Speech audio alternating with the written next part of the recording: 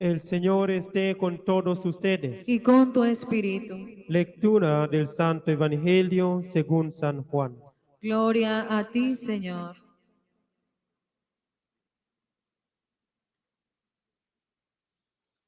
En aquel tiempo dijo Jesús a sus discípulos: Si el mundo los odia, sepan que me han odiado a mí antes que a ustedes.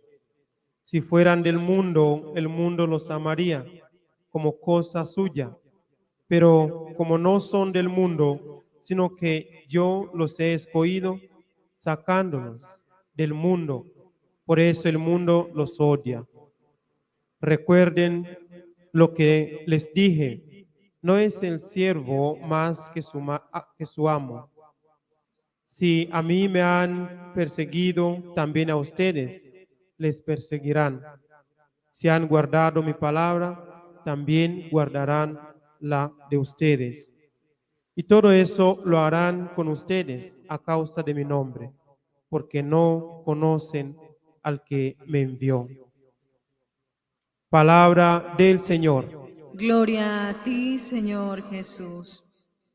Tenga la bondad de sentarse, querida familia. Hoy sábado, el día de la Santísima Virgen María, hemos empezado, para algunos creo, con el rosario, una devoción popular de repetir Dios te salve María, Dios te salve María, de repetir, pero de repetir las palabras de los ángeles, las palabras, mejor dicho, de Dios. Dios te salve María, llena eres de gracia, el Señor está contigo, o es contigo. Son palabras del Evangelio, según San Lucas, repitiendo. Y cada palabra de Dios tiene fuerza de sanar, tiene fuerza de iluminarnos. Repitiendo, Dios te salve María, es repetir el Evangelio, las palabras de Dios mismo. Y estamos celebrando esta fiesta de Nuestra Señora de Fátima, una devoción que lleva muchos tiempos. Escuchamos en la monición oficialmente en 1916, 16, como oficialmente, pero antes ya había apariciones, esa evidencia que sí, la Santísima Virgen María en Fátima se apareció a los 3 niños. ¿Cómo se llaman? Francisco, Jacinta y Lucía. Después murieron, la última creo que es Lucía, que se hizo una monja. ¿Sí? Ustedes estaban viendo la película. Hermoso. Se hizo monja y escribió muchas cosas de la Santísima Virgen María. Pero también hay muchas evidencias, apariciones, y al final creo que es la luz, el sol. A un grupo muy grande apareció el sol. Y otros más en diferentes países, en diferentes lugares. Pero más grande también que toca todo el mundo, si se acuerda, 1916, era el tiempo de la primera Guerra Mundial, que empezó 1914 a 1918. Entonces, 16 ya la guerra estaba en fuego, podemos decir, por aquí y por allá. Pero esa aparición a diferentes personas que hagan o que hicieran el rosario, que rezara el rosario para que se cesa o para que se acabe la guerra. Hicieron eso y 1918 se acabó la Primera Guerra Mundial. Y otros mucho más, al nivel personal, al nivel comunitario. Qué bueno continuar con esa devoción popular, una devoción sencilla. En América Latina es mucho, se hace en diferentes lugares, pero allá en Europa también. más que todo en Portugal, donde hay el santuario. Ya nosotros estamos en el santuario, los misioneros de la Consolata, como encargados también de ese santuario, Nuestra Señora de Fátima. Aquí en Colombia hay muchos santuarios, aquí en Cali creo que sí hay uno, ¿cierto? Sí, de Fátima. Y en Manizales hay otro que también estamos nosotros, misioneros de la Consolata, Nuestra Señora de Fátima en Manizales. Y hay algunas personas han visitado, a veces la gente dice, bueno, voy a hacer un recorrido, una peregrinación por todos los santuarios de la Santísima Virgen María, sea Fátima, sea de Rosario, de todos, en el país, los que puedan en el continente, América Latina, los que puedan en el mundo, en Europa, en el mundo. Qué bueno que el Señor nos ha dado esta madre que nos acompaña siempre. Hoy en las lecturas estamos escuchando la primera lectura que los misioneros, los apóstoles, los discípulos se están aumentando cada vez. Y hoy específicamente se une un personaje, una persona muy importante, que se llama Timoteo. Pablo escoge a Timoteo, o coge a Timoteo para continuar con esta obra. Pero parece que, o sucedió que Timoteo es un hijo de un padre griego, ¿cierto? De una madre judía. ¿Han escuchado la primera lectura, sí? Sí, el papá de Timoteo es griego, la mamá de Timoteo es hebrea. Entonces tiene una confusión, una mezcla de tradición. Al mismo tiempo es judío y griego.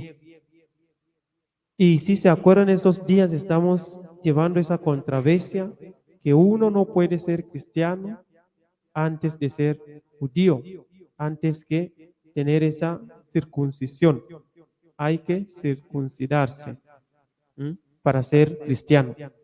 Y esa controversia llegó hasta Jerusalén con un concilio, los apóstoles, Pedro, Santiago, Pablo y los demás, los presbíteros, decidieron que no es necesario. No es necesario que uno antes de ser cristiano tiene que circuncidarse. No es. Eso es algo muy sencillo, eso es algo que no tiene nada que ver con la fe. Lo más importante es el Espíritu Santo, si lo guía a uno, porque el Espíritu Santo entra en el corazón y la conciencia de una persona para seguir a Jesús.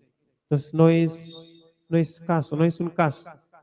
Y regresaron de Jerusalén, regresaron a Antioquía y a diferentes lugares para comunicar esa noticia. Y enviaron San Pablo, Bernabé y otras personas más.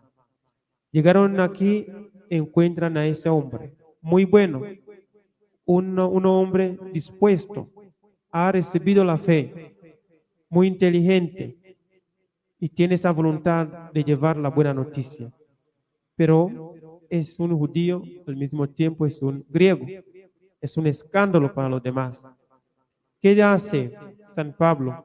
Guiado por el Espíritu Santo, dice, bueno, se circuncide, ¿cierto? Tiene que circuncidarse, porque para evitar el escándalo, porque su mamá es hebrea y su papá es griego.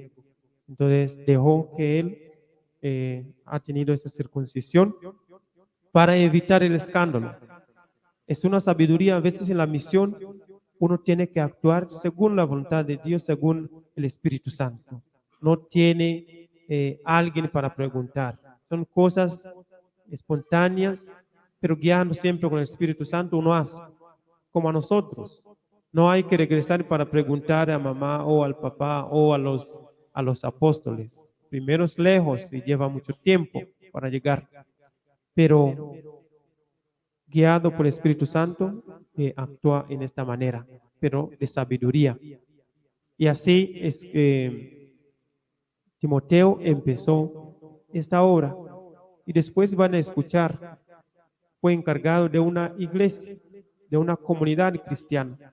Y después, mucho después, San Pablo escribe la carta al Timoteo, para saludarle, para animarlo. Un hombre de mucha fe, tenía buena fama. La gente contaba que sí, Timoteo es muy bueno. Es muy bueno, es una persona recta, es una persona que conoce y ama a Dios y está dispuesto para evangelizar. El evangelio muy corto, de 3 versículos. Todavía estamos en el evangelio según San Juan, el capítulo 15. Hoy estamos leyendo, hemos escuchado del versículo 18 al 21. No son del mundo, sino que yo los he escogido sacándolos del mundo. Jesús, después de hablar que hay que permanecer, primero soy la vid verdadera, ustedes son sarmientos, hay que permanecer al tronco para que dé frutos abundantes. Después nos dice, hay que permanecer en mi amor, en el amor, en la palabra de Dios, hay que permanecer en los mandamientos.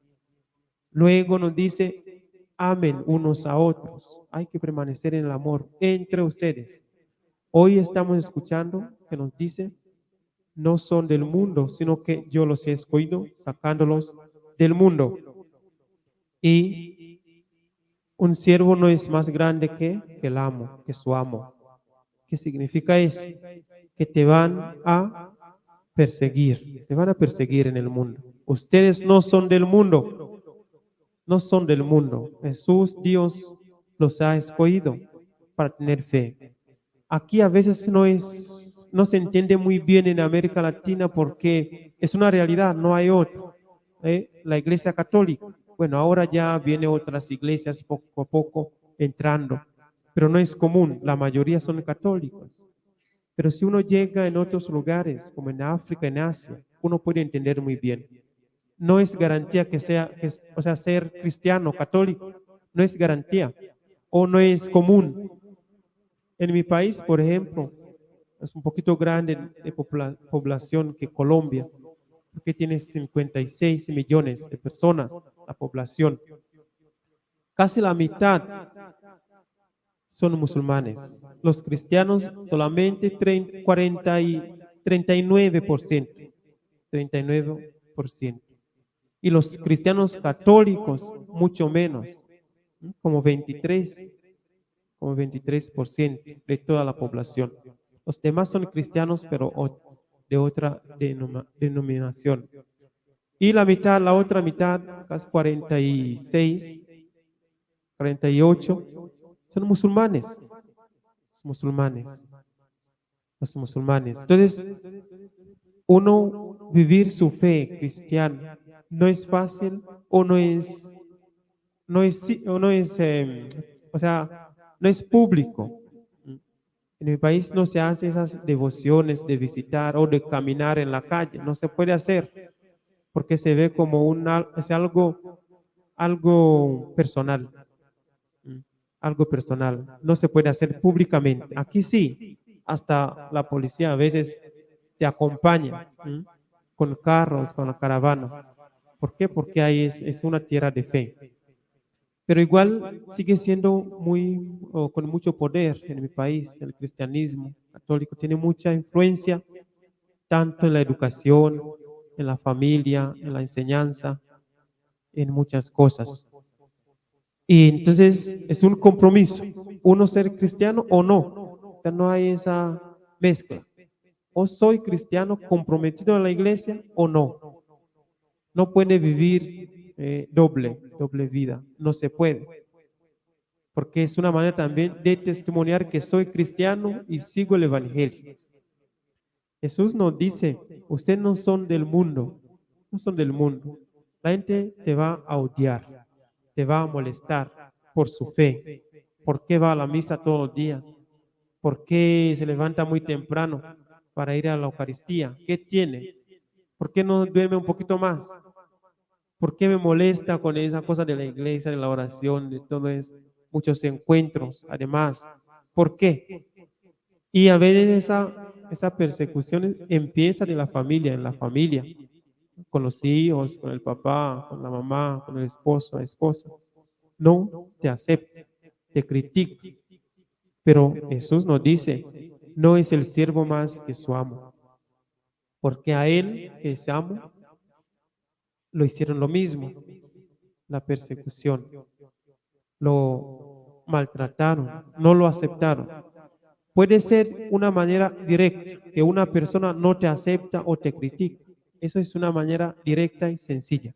Una persona o unas personas. Pero en secundaria o en segundo paso, son los sistemas que no permiten que haya esa fe por leyes, por los sistemas del mundo. No permite eso, con muchas enseñanzas que no son contra. Entonces, el Evangelio no tiene espacio. Jesús no tiene espacio.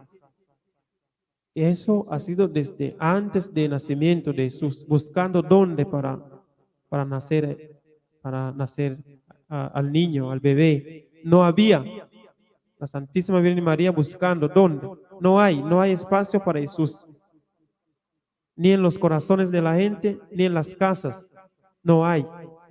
Buscando dónde está. Y encontró un pesebre ahí. Un pesebre ahí y así nació el Señor, el Salvador. Y no solamente en ese tiempo, esa situación acompañó a Jesús en toda la vida, sufrimiento, y lo mataron al final. Pero Jesús por eso nos dice, no es el siervo más que su amo. Lo van a odiar, lo van a perseguir, pero no se olvide, hicieron eso a Jesús. Entonces a nosotros no somos excepción. Vamos a conseguir. Pero lo más importante es continuar, permanecer, no se olvide. Toda esta semana está hablando de permanecer en el Señor, en la fe, permanecer en la Eucaristía, permanecer en la oración, testimoniar su vida con sus palabras y con sus acciones, con su estilo de vida, para que todo el mundo diga, este sí ama al Padre, a Dios Padre. Este sí es una luz en las tinieblas, animando y promoviendo la vida. Podemos preguntarnos, donde estemos nosotros, somos signos de vida. La gente quiere estar con nosotros porque se siente animado, se siente aceptado, valorado, o lo contrario. No en la iglesia, empezando en la casa, en las comunidades. Somos signos de luz. Estamos predicando el Evangelio con nuestra vida, nuestras acciones, nuestras actitudes. Todos estamos llamados a ser discípulos, que vivamos según los discípulos. La Santísima Virgen María que nos acompañe. Amén.